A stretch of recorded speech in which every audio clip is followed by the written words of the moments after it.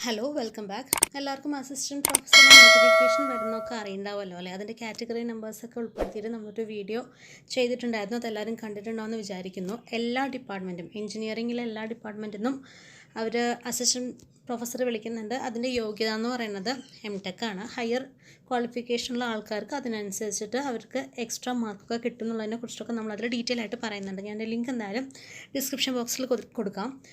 ഇപ്പം നമ്മൾ നോക്കാനായിട്ട് പോകുന്നത് എഞ്ചിനീയറിംഗ് കോളേജസിലുള്ള assistant professor electronics and communication എഞ്ചിനീയറിങ്ങിൻ്റെ സിലബസാണ് നോക്കാനായിട്ട് പോകുന്നത്. ഓൾമോസ്റ്റ് ഗേറ്റിൻ്റെ അതേ സ്റ്റാൻഡേർഡുള്ള സിലബസ് തന്നെയാണ്. ഈ ഒരു എക്സാമിൻ്റെ സ്പെഷ്യാലിറ്റി എന്താണെന്ന് വെച്ച് കഴിഞ്ഞാൽ ഇവിടെ എന്ന് പറയുമ്പോൾ കട്ട് ഓഫ് നല്ലോണം കുറവായിരിക്കും എന്നുള്ളതാണ്. അപ്പോൾ അതുകൊണ്ട് തന്നെ നല്ല രീതിയിൽ PSC അറിഞ്ഞ് പഠിച്ചു കഴിഞ്ഞാൽ തീർച്ചയായിട്ടും നിങ്ങൾക്ക് എല്ലാവർക്കും റാങ്ക് ലിസ്റ്റിൽ ഉൾപ്പെടാനായിട്ട് സാധിക്കും.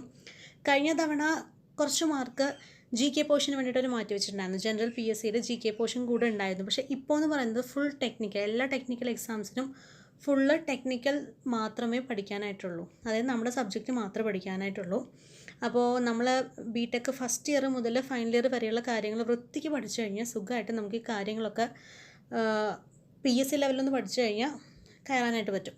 ഇതിൽ നമ്മൾ എല്ലാത്തിൻ്റെയും ബേസിക്സ് പഠിക്കാനായിട്ടുണ്ട് കേട്ടോ. Computer science, mechanical, civil, electrical, electronics, instrumentation, അങ്ങനെയുള്ള എല്ലാത്തിൻ്റെയും ബേസിക്സും നമുക്ക് പഠിക്കാനുണ്ട്. അതിൻ്റെ കൂടെ തന്നെ നമ്മുടെ സ്വന്തം സബ്ജക്റ്റാണ് ഉള്ളത്. ഈ ബേസിക്സ് എന്നൊക്കെ ചെറിയ മാർക്ക് എന്ന് ചോദിക്കും, നമ്മുടെ സബ്ജക്റ്റിന് തന്നെയായിരിക്കും കൂടുതൽ വെയിറ്റേജ് ഉണ്ടാവുക. അപ്പോൾ നിങ്ങൾ സിലബസ് എന്താണെന്നുള്ളത് ഇതൊന്ന് പോസ് ചെയ്തിട്ട് എല്ലാ കാര്യങ്ങളും ഒന്ന് കാണുക. കണ്ടറിഞ്ഞിട്ട് ഇന്ന് മുതൽ തന്നെ നമ്മളിപ്പോൾ ഒരു ടോപ്പിക്കെങ്കിലും തീർക്കുന്ന പോലെ പോർഷൻസ് കംപ്ലീറ്റ് ചെയ്യാനായിട്ട് ശ്രദ്ധിക്കുക.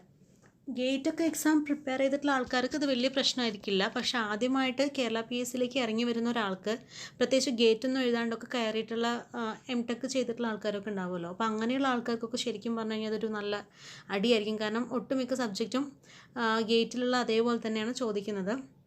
അപ്പോൾ അതുപോലെ തന്നെ ആയിരിക്കും എൻ്റെ ക്വസ്റ്റ്യൻ പേപ്പർ കേട്ടോ. ക്വസ്റ്റ്യൻ പേപ്പറും കംപ്ലീറ്റ് ഗേറ്റിൻ്റെ അതേ മോഡലിൽ തന്നെ ആയിരിക്കും ക്വസ്റ്റ്യൻ പേപ്പർ. അതുകൊണ്ടൊക്കെ തന്നെയാണ് കൂടുതലധികം പേരൊന്നും കയറാതിരുന്നത് കഴിഞ്ഞ തവണ. അതായത് കട്ട് ഓഫ് അത്രയ്ക്ക് വരാണ്ടിരുന്നത്. പക്ഷേ അത് പറഞ്ഞ് ഇത്തവണ കട്ട് ഓഫ് കുറയുമെന്നൊന്നും നമുക്ക് പറയാൻ പറ്റില്ല കേട്ടോ. കാരണം എല്ലാവരും കട്ടയ്ക്കിരുന്ന് പഠിക്കുന്നതുകൊണ്ട് തന്നെ നമ്മൾ ഉള്ളതിൽ മുൻപനായാൽ മാത്രമേ നമുക്ക് ഇതിലേക്ക് കയറിക്കൂടാനായിട്ട് സാധിക്കുള്ളൂ. അപ്പോൾ ഇതിൽ ഓരോ ടോപ്പിക്സ് എന്താണെന്നുള്ളതൊന്ന് ഡീറ്റെയിൽ ആയിട്ട് നിങ്ങൾ തന്നെ ഒന്ന് പഠിച്ച് മനസ്സിലാക്കിയതിന് ശേഷം അതിൻ്റെ പ്രീവിയസ് ഇയർ ക്വസ്റ്റ്യൻസും കാര്യങ്ങളൊക്കെ ഒന്ന് വർക്കൗട്ട് ചെയ്ത് നോക്കുക. അതുപോലെ തന്നെ ഗേറ്റ് ക്വസ്റ്റ്യൻസും വർക്കൗട്ട് ചെയ്യുക. നമ്മളുടെ സബ്ജക്റ്റ് എന്ന് പറയുന്നത് ഇപ്പോൾ ഇലക്ട്രോണിക്സ് ആണെങ്കിൽ ഇലക്ട്രോണിക്സ്, അതുപോലെ സിവിലാണ് ഞങ്ങൾ എടുത്തിട്ടുള്ളെങ്കിൽ നിങ്ങൾക്ക് സിവിൽ അതിന് തന്നെ ആയിരിക്കും കൂടുതൽ വെയിറ്റേജ് എന്നുള്ളത് കൊണ്ട് തന്നെ എല്ലാവരും ഈ ഒരു പോർഷൻസ് നന്നായിട്ട് പഠിക്കും. ടെക്നിക്കൽ സൈഡിൽ നമ്മുടെ തന്നെ ഇപ്പോൾ ഒരു 70 മാർക്കുകളൊക്കെ നമുക്ക് ചിലപ്പോൾ വെയിറ്റേജ് വരും. പിന്നെ നമ്മൾ പറഞ്ഞു കഴിഞ്ഞ തവണ GK സെക്ഷൻ ഒരു പർട്ടിക്കുലർ മാർക്ക് അവരെടുത്തിട്ടുണ്ടായിരുന്നു. അപ്പോൾ ആ മാർക്ക് അവിടെ വാക്കൻ്റായി കിടക്കണം. അപ്പോൾ ചിലപ്പോൾ ഒരു എക്സ്ട്രാ സബ്ജക്റ്റ് ആഡ് ആവാനൊക്കെ ഉള്ള ഒരു ചാൻസും കാണുന്നുണ്ട്. നമ്മൾ ഇതിലില്ലാത്ത ഏതെങ്കിലും ഒരു സബ്ജക്റ്റ് വിട്ടുപോയ സബ്ജക്റ്റ് ചിലപ്പോൾ ആ ഒരു മാർക്ക്, എനിക്ക് തോന്നുന്നു കഴിഞ്ഞ തവണ 20 മാർക്കിനോ മറ്റോ ആയിരുന്നു തോന്നുന്നു GK. എനിക്ക് കൃത്യമായിട്ട് ഓർമ്മയില്ല. സാധാരണ 10 മാർക്കിനോ 20 മാർക്കിനോ ആയിരിക്കും GK സെക്ഷൻ ടെക്നിക്കൽ എക്സാമിൻ്റെ കൂടെ ആഡ് ചെയ്യുന്നുണ്ടാവുക. അപ്പോൾ കഴിഞ്ഞ തവണ എത്രയെന്നുള്ളത് എനിക്ക് ഓർമ്മ കിട്ടുന്നില്ല. അപ്പോൾ കഴിഞ്ഞ തവണ ആ 20 മാർക്കാണെന്നുണ്ടെങ്കിൽ ആ 20 മാർക്കിന് ഇവർ വേറെ ഏതെങ്കിലുമൊക്കെ സബ്ജക്റ്റ് കയറ്റാനുള്ള ചാൻസ് ഉണ്ട്. അല്ലെങ്കിൽ ഇപ്പോൾ ഉള്ള സബ്ജക്റ്റുള്ള തന്നെ ചിലപ്പോൾ ഓരോ സബ്ജക്റ്റിന് വെയിറ്റേജ് കൂട്ടും. ഇപ്പോൾ കമ്മ്യൂണിക്കേഷൻ ഇൻസ്ട്രുമെൻറ്റേഷൻ എന്ന് പറഞ്ഞതെന്ന് വെച്ചോളൂ. ചിലപ്പോൾ ഇത് മുമ്പ് 7 മാർക്കിൻ്റെ വെയിറ്റേജ് ഉള്ളെങ്കിൽ ചിലപ്പോൾ ഇപ്പോൾ അത് 10 മാർക്കിൻ്റെ വെയിറ്റേജിലൊക്കെ ചോദിക്കാനുള്ള ചാൻസ് ഉണ്ട്. അപ്പോൾ അങ്ങനെ ഒരു പ്രൊവിഷൻ കൂടെ ഇപ്പോൾ ഉണ്ട്.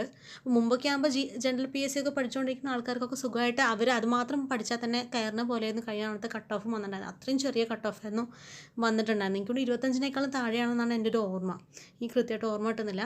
അപ്പോൾ അതുകൊണ്ട് എന്തായാലും നല്ല രീതിക്കൊന്ന് പ്രിപ്പയർ ചെയ്ത് കഴിഞ്ഞാൽ നിങ്ങൾക്ക് മുന്നിലേക്ക് വരാൻ പറ്റും. നല്ല രീതിയിൽ ഏതെങ്കിലും ഒരു കോളേജിൽ ഒരു അസിസ്റ്റൻറ്റ് പ്രൊഫസറായിട്ട് നല്ല സാലറിയിൽ നിങ്ങൾക്ക് ജോലി ചെയ്യാനുള്ള ഒരു അവസരം കിട്ടും. ഒരു അസിസ്റ്റൻറ്റ് പ്രൊഫസറിൻ്റെ സാലറി എന്താണെന്ന് നെറ്റിലൊന്ന് സെർച്ച് ചെയ്തോളൂ. നിങ്ങളുടെ കണ്ണിന് കുളിർമ കിട്ടുന്നൊരു നമ്പർ ആയിരിക്കും അത്. ആ ഒരു കുളിർമ നിങ്ങളുടെ ബാങ്ക് അക്കൗണ്ടിലേക്ക് വേണമെന്നുണ്ടെങ്കിൽ അതിനനുസരിച്ച് തന്നെ നിങ്ങൾ നല്ല രീതിയിൽ പ്രിപ്പയർ ചെയ്തോളൂ. ഈ ഓരോ നിമിഷവും നിങ്ങൾ പഠിച്ചുകൊണ്ടിരിക്കണം. എന്നാൽ മാത്രമേ മുന്നിലേക്ക് വരാനായിട്ട് പറ്റുള്ളൂ. ഇപ്പോൾ എല്ലാവരും PSC എന്ന് പറഞ്ഞിട്ട് തന്നെ ഇറങ്ങി. പ്രത്യേകിച്ച് കൊറോണ കാലഘട്ടം ആയ സമയത്ത് എല്ലാവർക്കും ഒരു സ്ഥിര വരുമാനം എന്നുള്ളൊരു ചിന്താഗതി വന്നു. കാരണം പ്രൈവറ്റ് ജോബായിട്ടുള്ള ആൾക്കാർക്ക് പോയ ദിവസം അത് ശമ്പളം കിട്ടുള്ളൂ. അതേ സമയത്ത് പബ്ലിക്കായിട്ട് ഇതുപോലുള്ള ഒരു ഇൻസ്റ്റിറ്റ്യൂട്ടിലൊക്കെ വർക്ക് ചെയ്യുന്നുള്ള സമയത്ത്, ഒരു ഗവൺമെൻറ് ഇൻസ്റ്റിറ്റ്യൂട്ടിൽ വർക്ക് ചെയ്യുന്ന സമയത്ത് അതിൻ്റേതായിട്ടുള്ള ഗുണങ്ങൾ അവർക്കുണ്ടായിരുന്നു. വീട്ടിൽ ഇരിക്കുകയും ചെയ്യുന്നുണ്ട്, അതിനനുസരിച്ച് സാലറിയും കിട്ടുന്നുണ്ട്. ഇവർ ഇൻസ്റ്റിറ്റ്യൂട്ടിൽ പോയില്ലേ പറഞ്ഞ സാലറി കട്ട് ചെയ്തിട്ടൊന്നുമില്ല. അപ്പോൾ അതിനൊക്കെ ഗുണങ്ങൾ എല്ലാവർക്കും പ്രത്യേകിച്ച് അറിയുമല്ലോ. അപ്പോൾ അതൊക്കെ മനസ്സിൽ കണ്ടുകൊണ്ട് നല്ല രീതിയിൽ പ്രിപ്പയർ ചെയ്യാൻ തുടങ്ങുക.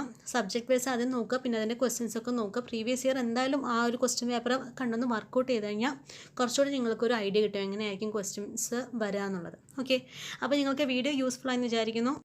വീഡിയോ ഉപകാരപ്പെടുന്നുണ്ടെങ്കിൽ എപ്പോഴും പറയുന്ന പോലെ ലൈക്ക് ചെയ്യാനും ഷെയർ ചെയ്യാനും സബ്സ്ക്രൈബ് ചെയ്യാനും മറക്കരുത്. നിങ്ങൾക്ക് സുഹൃത്തുക്കൾക്കാണ് ഈ ഒരു വീഡിയോ ഉപകാരപ്പെടാമെന്ന് തോന്നുകയാണെന്നുണ്ടെങ്കിൽ തീർച്ചയായിട്ടും അവർക്കൊന്ന് ഷെയർ ചെയ്ത് കൊടുക്കുക. നിങ്ങളെക്കൊണ്ട് ചെയ്യാൻ പറ്റുന്ന സഹായം എന്ന് പറയുന്നത് അതാണ്. അപ്പോൾ അതൊന്ന് ചെയ്യുക. അപ്പോൾ നിങ്ങൾ അതിന് സപ്പോർട്ട് കൊണ്ട് തന്നെയാണ് നമുക്ക് പിന്നെയും കൂടുതൽ വീഡിയോസ് ചെയ്യാനൊക്കെ ഉള്ള ഒരു ഇൻട്രസ്റ്റ് ഉണ്ടാവുള്ളൂ. ഓക്കെ, അപ്പോൾ മറ്റൊരു വീഡിയോ വേണമെങ്കിൽ കാണാതായിരിക്കും. Thank you.